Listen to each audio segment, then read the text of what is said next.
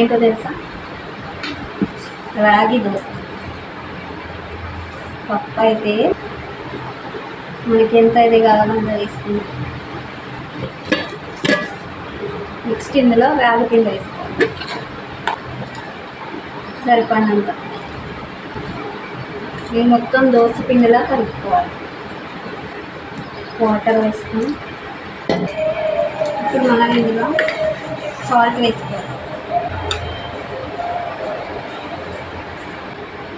బాగా మిక్స్ చేసుకోవాలి. నేనైతే ఆనియన్ రాస్తున్నాను దోశ మంచిగా రావడానికి. కొంచెం ఆయిల్ వేసుకొని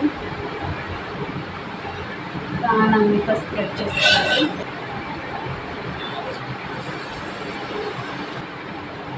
దోశ అయితే వేస్ట్ అయిపోయింది ఫ్రెండ్స్.